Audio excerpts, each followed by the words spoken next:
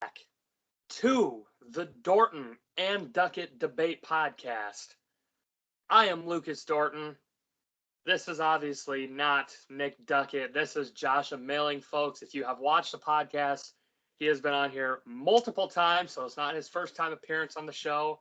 But, folks, we are back with the podcast. I know it's been a lot of time. Sometimes, just life gets in the way, and it's hard to do it consistently. But we're hoping to get something going now, get back to that consistency that we were having, especially with the NFL season approaching. But anyways, Josh, how are you doing today, sir? I am very tired. I stayed up last night to watch the semifinals of the women's 3-on-3 Yep. in the Olympics. The U.S. won that. Then I Yep. woke up this morning at 5:50 my time, and then in the morning, and then I watched the gold medal, which U.S. took home the gold. So it was worth it, but I'm tired. Yeah, it's been fun to watch. I love the Olympics. It's probably one of my favorite sporting events. And there are some people that just don't like it, which I don't get. It's literally nothing but sports for like almost an entire month. So I won't get those people, but I don't know, whatever. Happy that baseball is back. Happy that softball is back. Katie Ledecky getting the gold in the 1500, first time ever. So that's really cool. I mean, it's not like it was close. She pretty much Yeah. dominated the next closest person by about 3 body lengths. But yeah, it was fun to watch. But anyways, we're not talking about the Olympics. We have you on, Josh, because we're going to talk about, for the first NFL team review, your Seattle Seahawks. Yes, sir. Yes, sir. Absolutely. So we're going to start off. Last season went 12-4. Played really well, obviously won the division, and then losing in the wild card to Jared Goff and the Rams. And Jared Goff with not a good thumb, Jared Goff and the Rams. Definitely probably a very disappointing end to the season. I think a lot of people expected you guys to win that one. I definitely thought that was going to be the case, but it didn't happen. But first off, before we talk about the playoffs, 12-4, thoughts about last season? I mean, last season was the whole let Russ cook, which Yeah, was awesome, until it didn't work when defenses were like, let's just play everybody back on defense, and they can't throw those bombs to DK and Tyler Lockett. So, and then we had to adjust, and then Pete Carroll got scared after a very ugly loss to the Rams, where Russell just kept turning the ball over, and Pete Carroll said, "We're running the ball again," and it worked, kind of. We were still kind of out of sync, and then by the time we got to the playoffs, I just think that the Rams had figured us out in their defense. They know us. And then, yeah, Jared Goff came in somehow and did his thing. And Aaron Donald, I remember he was in the backfield like every single play, as he usually is. right. But that's how it was. So overall, it was a fun season. We had so many really close games. It was fun to watch Russell, at least for a while, be in the MVP conversation. But Right. I mean, to go out like that at home was disappointing. I will say it was the first Seahawks game in years that I turned off before the end of the game, with about 5 minutes to go, because I just knew we were done. So, and it just ugh. Yeah, it's hard to watch when you know the inevitable. I feel that. Yeah, they let Russ cook. Last season, before the season started, when we did our preseason episode with Nick, I had predicted Russell Wilson to win the MVP. And for the first however many weeks of the season, I was feeling pretty confident that he may have been MVP. And then obviously, you mentioned that teams started to figure out what they were doing. Went back to running the ball. Russell Wilson had games where he just looked pretty bad. Russell Wilson doesn't make a lot of dumb mistakes typically, but there was a stretch of games where he was making quite a few of those, and it made things tough to watch for sure. Also, I got to ask you, as a Seattle Seahawks fan, obviously I don't watch every single game, but like it seems like every game is always close. Like you never have assured, oh man, we're up by 20 going into the fourth quarter, I can chill now. every single Seahawks game always comes down to the wire. Is that pretty accurate? Yeah, so Pete Carroll has this whole thing where it's, can you win the game in the first quarter? No. Can you win the game in the second quarter? No. Can you win the game in the third quarter? No. And can you win the game in the fourth quarter? And everyone in the locker room loses their mind. So it's been Pete's thing where just to keep it close, keep it close, keep it close, and then at the end we'll pull out the victory. And more often than not, with him and Russell Wilson, um, they've done it, but it's not fun. It's fun, but it's not fun when you have a rooting interest. Right. Right. Yeah. Everyone always says, I'd rather have a close game than an absolute just one team dominating. I'll be honest. I don't think I do, because there's been so many times in all my sports games where it comes down to the wire and my heart rate is going absolutely through the roof. So I think I would much rather give me the 40-7 blowout every time. I don't care. I don't care if it's a good game or not. My team's winning by a lot. I don't have to stress. I can just enjoy. I'm fine with that. Exactly. Like, we played the Vikings and we always play them, have great games against them. And it was like we went up by 2 possessions in the third quarter or early in the fourth quarter. And I was like, okay, I think we finally have this game in the bag. And then we had to have that in the pouring rain, Russell Wilson drive like 90 million yards down the field and on 4th and goal throw a touchdown to DK Metcalf. And it's like, man, we were up 2 possessions. We couldn't have just had an easy win. So, I mean, it is fun. And it is fun, like, when you're down. That's like, yeah, it's fun being down knowing like, hey, you know what? We still got a shot. Yep. But at the same time, it's not good for the old heart. So. But anyways, so we'll go into now the playoffs. Like I mentioned, losing to the Rams in the first round, 30-20, I believe, was the final score there. What exactly went wrong? Because we all know, obviously, Jared Goff was not at 100% at all during that game. So what exactly went wrong during that for Seattle? I think defensively, we didn't actually play that bad of a game. We were pretty solid, but we just had a few like missed opportunities to cause turnovers. I think Jamal Adams dropped an interception or 2. And then they came in starting John Wolford, who's kind of like this guy, scrambling guy, run all over the place, and we just thought, okay, we could just tee off on him, and we literally did. Like, we knocked him out of the game. And then when they went back to Goff, I think the Rams offensively, they're like, okay, what can Goff do? Okay, he can throw short passes to guys who are already on the run, so they can just catch it and get yards after the catch. And for some reason, we just couldn't stop them when that happened. And we just couldn't force Goff to be uncomfortable. And then offensively, I think it was just trying to force the ball again. We tried to force it a lot to DK. And then we had one especially where it was, we called a screen to DK Metcalf, and the wide receiver blocking just didn't block. And it was a pick 6. And then it was just kind of like, okay, let's stop forcing the ball to DK. Let's try and run again. And it started working, but we were already down by a lot of points. And then we had to go back to passing. And then by then it was too late. And then like I said, like, Aaron Donald was just all over the place, like he is. So. Right. Yeah, that was definitely a disappointing end to the season. But with Seattle, some teams just know how to win. Now, yes, Seattle hasn't won the Super Bowl since Denver, and they haven't been in it since the Patriots. But they're always a team you can always expect to be in the playoffs every year. Now, going into the offseason, about the very first news drama was the Russell Wilson issue, potentially wanting out of Seattle, was unhappy with the game plan, with how things were being handled around him, potentially a contract situation. So was there ever a doubt, Josh, as a Seattle fan, that Russell Wilson was actually going to leave? Were you at all actually really worried at any point? I was a little bit until the list of teams came out that he said he wanted to go to, and it was like Dallas, Vegas, and then the New York teams or something. And I'm like, oh, okay, this is nothing, because this is just his agent Mark Rogers, who is a baseball agent, and baseball agents are notorious for stirring up the waters for their clients.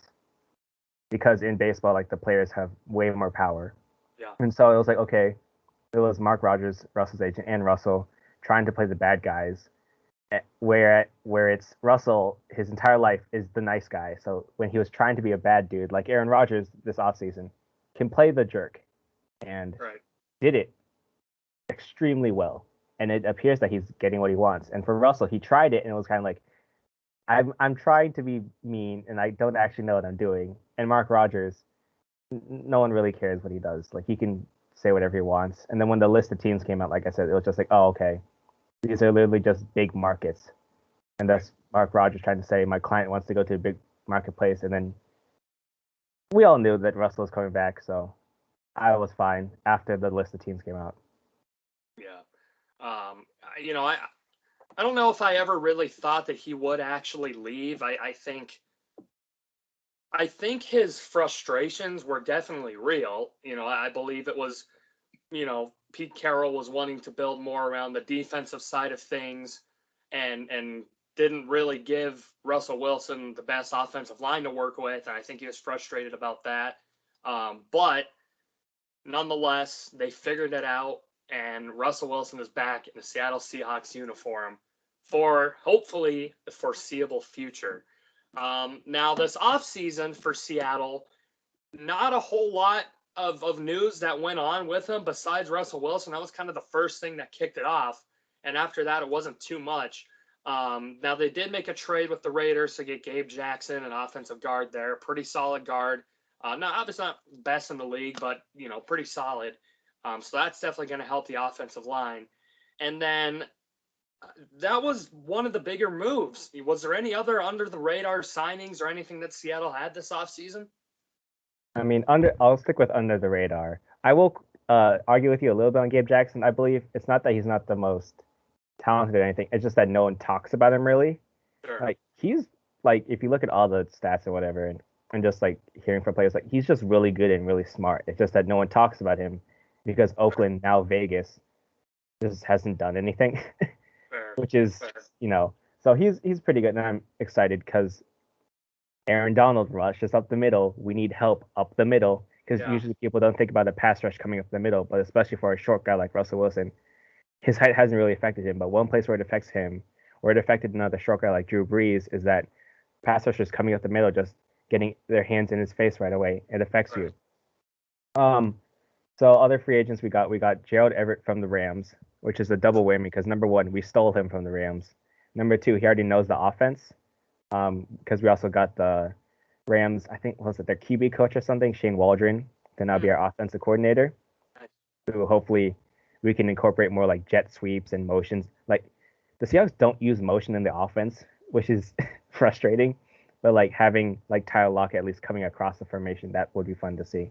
Yeah, Everett's like basically just like a big wide receiver and a tight end body. And then on defense, we got some guys on the line. We got some corners. But yeah, I think the biggest thing really is that we got a new offensive coordinator, which is the biggest thing. Which like Russell had a hand in picking, which is like after like Russell picked that, you kind of saw like Russell's chatter about leaving die down. So hopefully at this point, with the new additions, that it's just shoring up the offensive line with Gabe Jackson, getting another weapon in Gerald Everett. The defensive line, it is worth mentioning that we got Kerry Hyder Jr., a defensive end from San Francisco, and Akil Witherspoon, a cornerback from San Francisco, where it's two fairly talented guys, but again, we took them from an in-division rival, so that weakens them. That helps us out. Yeah. So those are the additions that were in free agency, at least, that were pretty big. And then also the addition of Shane Waldron as the new offensive coordinator. Now the draft rolls around. Now the Seattle Seahawks didn't have a whole lot of draft capital to work with. I believe 3 picks in the draft, if I'm not mistaken. Yeah, that's, for me, I've always been a person that, trade for proven talent, and if that means you have to give up draft picks, it means you have to give up draft picks. But every once in a while, there comes a time where, okay, well, let's try and not get rid of all of our draft picks. because there's going to be a time where Jamal Adams isn't going to be in Seattle anymore. All these players aren't going to be on Seattle anymore, and we'll need to replace them. So what is your opinion on Seattle not having many draft picks? Is that something that you were okay with as a Seattle fan?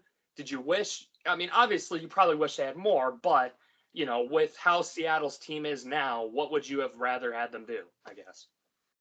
I was fine with it because I think one of the things was there's a bunch of guys coming up for extensions and everything. Like DK Metcalf's gonna need an extension like real soon.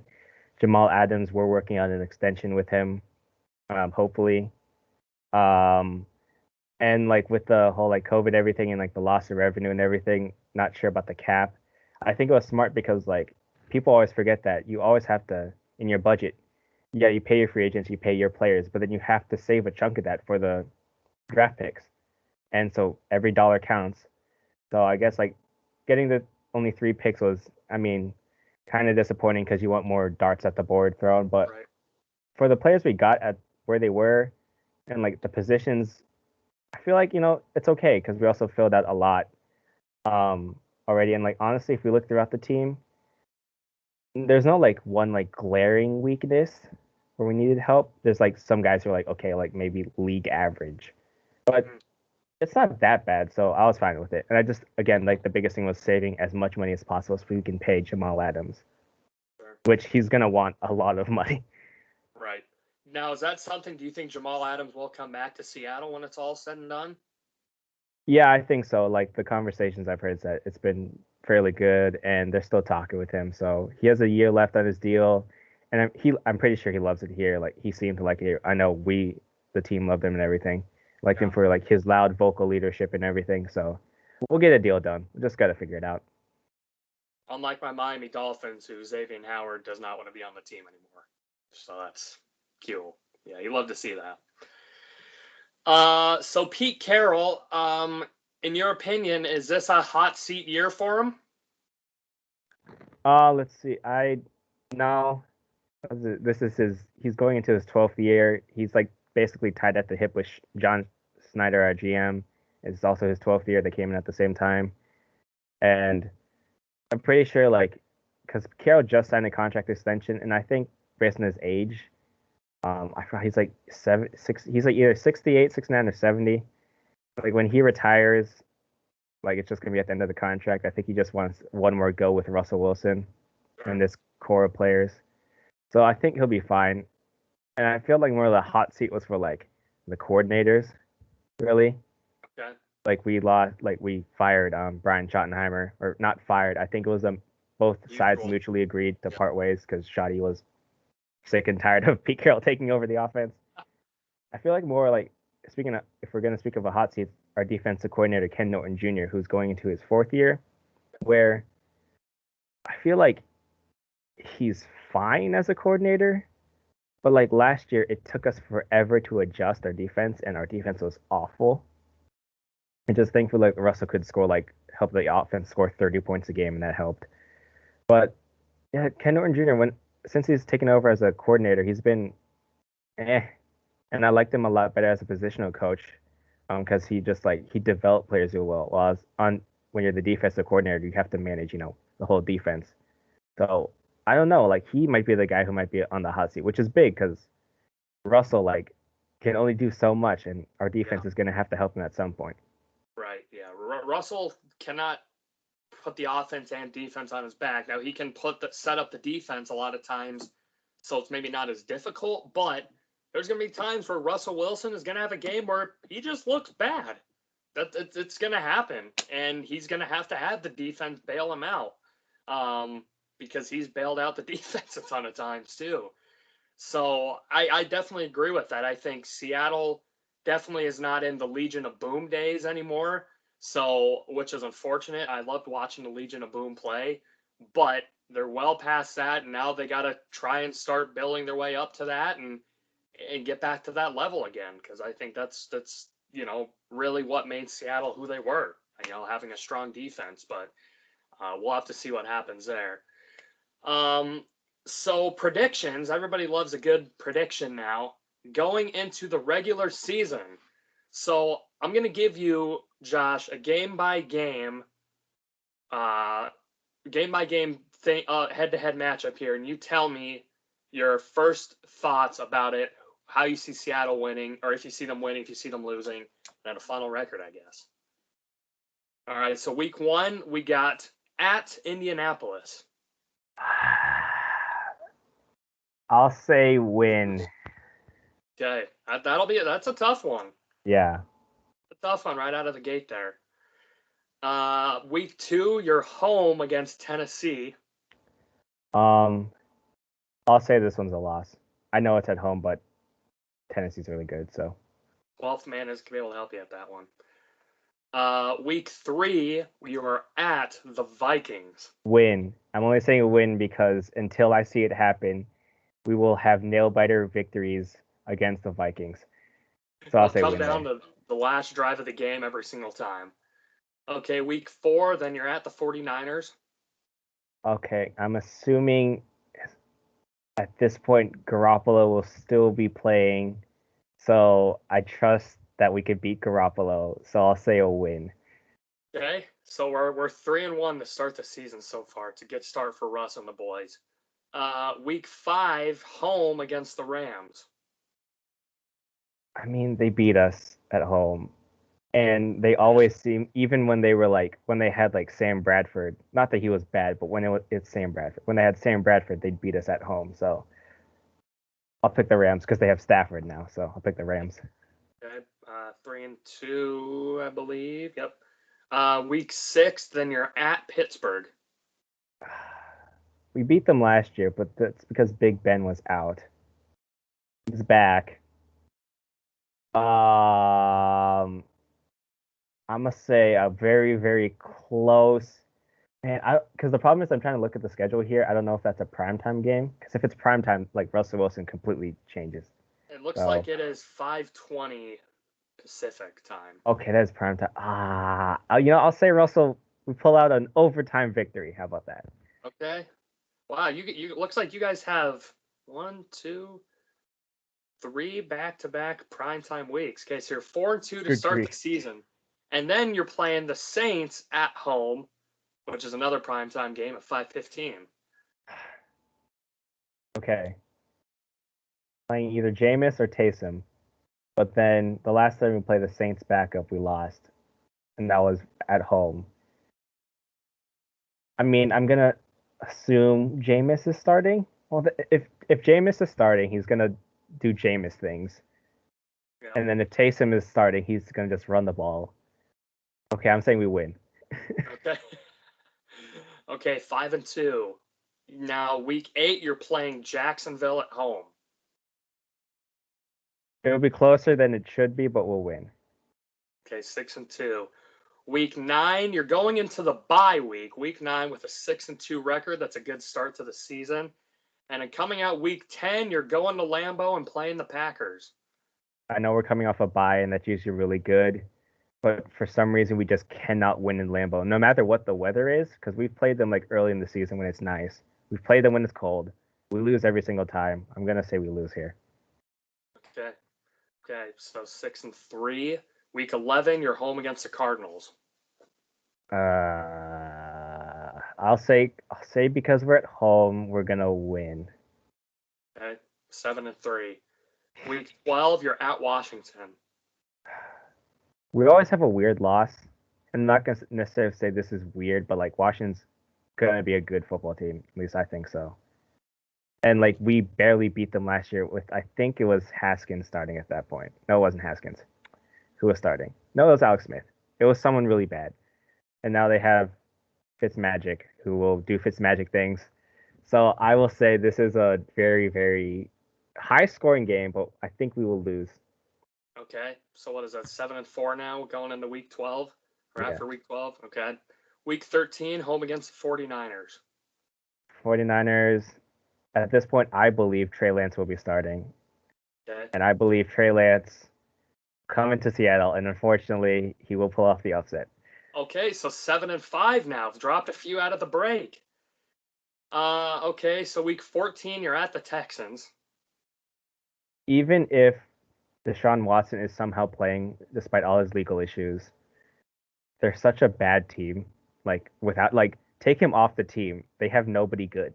Yeah. So we're gonna beat them. Okay. 8-5. Yeah, I agree with that. Week 15 now, you're at the Rams. So I had them losing to the Rams at home. So I'll say we're geared up and ready for them, and we're gonna beat them. All right, 9-5 then. Week 16, home against the Bears. I'm assuming at this point Justin Fields is starting. Um, I feel like he will carve up our defense because I believe he is that good. But the vet will still beat the rookie, so I'll say that's a win. Okay, 10-5. Week 17, home against the Lions. If we don't beat the Lions, I'll be upset. But then All again, we right. did lose to the Giants last year, but I'll say win here. Okay, 11-5. Week 18, then you're on the road against the Cardinals. Did I have us beating them? I don't remember. I don't remember either. Honestly, just whatever I said earlier about the Cardinals, I'll just say the opposite. I think I said we beat them, so I'm saying we're gonna lose to them. Okay, so 11-6 then. Yeah, 11 that's 6 exact. record. I did this exercise earlier actually. I had our ceiling at 14-3. I had our floor at 9-8, and then I landed in the middle at 11-6. So yeah. Okay, yeah, that's fair. That's a true fan right there. That's a true fan. So 11-6 going in the playoffs. Yeah, hopefully that's enough. You guys get a good matchup in that first round. I mean, looking at the rest of the division, I don't know where we'd finish because I don't remember off the top of my head, but I think I had a splitting basically, so we'd be what third in our division. So 11-6 record, finishing third. Interesting. Well, we'll have to see what happens with that. Well, as far as Seattle Seahawks talk go, is there any other things, any other points you wanted to bring up? Rumors, news, anything that I may have missed? I do want to bring up kind of something under the radar, but KJ Wright. Yep. I thought before last season that he wasn't coming back, and then we signed him, and then he ended up playing really well, and then he just hasn't.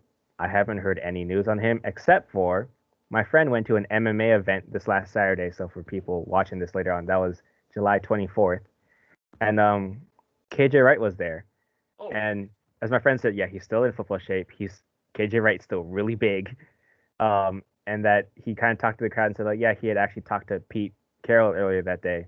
So I think they're being nice. It's the thing where they're being nice to the veteran, where it's like, yeah, like you're coming back with us. We'll give you whatever money. We'll let you like not have to participate in training camp because as an older player, like that's a grind. Like oh they yeah. don't really. He doesn't need the reps. Like he knows. So they'll just like sign him after. At least that's my hope. But yeah, like if he was talking to Pete Carroll, I'm assuming it was good. He wasn't like yelling at Pete Carroll. I'm assuming they're having a good conversation. So yeah, a little insider information Nice. from my friend. Nice veteran leadership there to plug in the middle of that defense. That'd be huge. That'd be huge. Awesome. Well, thanks, Josh, for coming on. It was probably one of the quicker podcasts I've ever done, but I got to get back into the swing of things too. We'll be getting close up to those hour podcasts again here soon. Yeah, man, I can't wait for those. So you want to plug any of your social media handles or anything else that you want to throw out there for the fans listening that they might want to follow you? Yeah, so I'm at on Twitter. I'm at Josh_Ray_A, and it's the Almost Always Football blog. I just tweet. That's me. So I just tweet from there. I'm gonna get back into the swing of things like you too, Lucas. I'm gonna start doing like NFL previews and stuff. I'm also on Facebook. It's Almost Always Football blog on Facebook. Cool. And you can find me there. On Twitter, I retweet a lot of just anything that's besides football, but for the most part, I just write about football stuff. Um, I don't know, just follow me on Twitter, and I'll just post stuff and updates and everything. That's all right. Keeping it nice and simple for people. Multiple platforms to follow him on. He does a great job with his sports blog there. A bunch of different stuff coming out. So I always appreciate watching that for sure. But anyways, Josh, thank you for coming on. Really appreciate it. I hope you had a good time once again, and you'll definitely be on in the future, I'm sure. Yeah, man, this was fun as always. Absolutely. All right, folks. Well, if you want to follow our podcast, you can follow myself at Lucas_Dorton, capital L, capital D on Twitter. And if you want to follow Nick on Twitter, you can follow him at Doetkott. And then the official Twitter page of the Dorton and Doetkott Debate podcast is at DND_podcast. So be sure to follow that. If you or anyone else you know might want to be on an upcoming show, be sure to let either of us know. We'd love to have you on. It's always good to have new faces on here, or old familiar faces too, just like Josh today too. But anyways, folks, thank you very much. Hope you have a good rest of your day. Thank you for listening. And as for Josh and myself, until next time, we are out.